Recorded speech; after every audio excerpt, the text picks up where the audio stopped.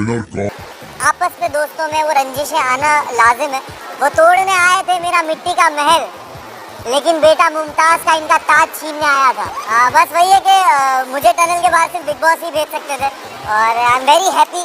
लोगों को टनल तक छोड़ के आने में मेरी जितना योगदान मुझे नहीं लगता जितना टनल से सबसे आखिर में बाहर निकालने के लिए मेरे फैंस का था। तो मैं बहुत ज़्यादा खुश हूँ, और ये जो प्यार मुझे मिल रहा है और जो मैं बाहर आके फील कर पा रहा हूँ, आई एम वेरी थैंकफुल। इस तरह के फैंस नसीब वालों को मिलते हैं, और मुनव्वर नसीब वाला है। मैं हमेशा कोई भी ऐसा मूवमेंट होता है, अच्छा होता है बुरा होता है, मैं हमेशा फील करता हूँ कि काश वो लोग होते और वो देखते। और चीज़ों से गुजरना पड़ता है। माँ की दुआएं मुझे हमेशा लगती है, माँ और बाप की दुआएं मेरे साथ है। तो आज शायद स्टेज पे कहना चाहता था बट कह नहीं पाया, बट मुझे लगता है ये सही जगह कहने के लिए कि तू साथ ना माँ, पर साथ तेरा साया था। कितना मशहूर और कितना ही कमाया था। वो तोड़ने आए थे मेरा मिट्टी का महल, लेकिन बेटा मुमताज का इनका ताज छीनने आया था।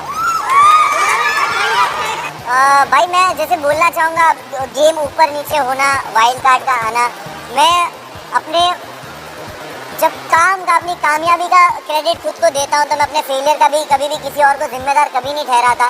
मैं हमेशा अपने फेलियर्स को भी एक्सेप्ट करता हूँ, और जो अंदर मेरे साथ हो रहा था, अगर मेरे कर्म की वजह से हो रहा था, तो बाहर ये जो कुछ हो रहा था वो भी मेरे कर्म की वजह से हो रहा था।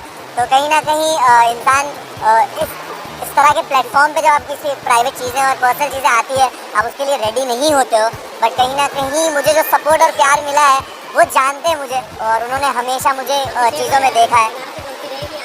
बिल्कुल रहेगी, क्यों नहीं रहेगी। अभिषेक और मनारा से मेरी दोस्ती हमेशा रहेगी, अंकिता से भी रहेगी। और घर है बिग बॉस का घर, बहुत सारे इमोशंस आप गुजरते हो।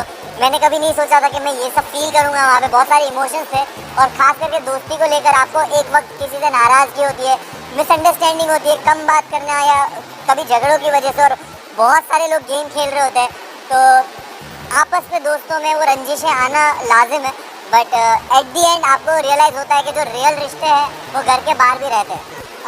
देखिए मैं यही बोलूँगा कि जब आप एक रियलिटी शो जीतते हो और इतने प्यार करने वाले लोग होते हैं, तो आप कभी भी अपने नए प्रोजेक्ट को लेकर एक एक्सपेक्टेशन बिल्ड कर देते हो अपने आप ही, और वो एक्सपेक्टेशन पे लोगों को लगा होगा कि भाई ये तो जाकर ही कुछ ना कुछ फाड़ना शुरू कर देगा।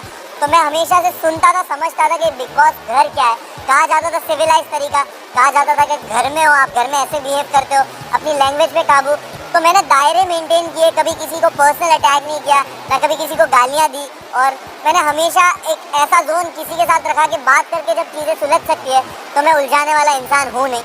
और मैं अपनी ज़िंदगी में भी इस तरह चीज़ें सॉल्व करता हूँ, झगड़ों से दूर रहता हूँ। तो शायद मैं झगड़ा करते हुए दिखा नहीं होगा, बट मैं बातों से चीज़ों को सुलझा लेता था, और गेम जब ज़रूरत थी मैंने उस हिसाब से खेला है। तो मैं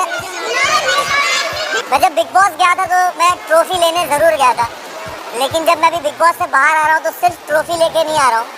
मैं एक बेहतर मुनव्वर को बाहर लेके आया हूँ, और ये मेरे एक्शंस में, मेरी लाइफ के आगे के डिसीजंस में और हमेशा दिखेगा।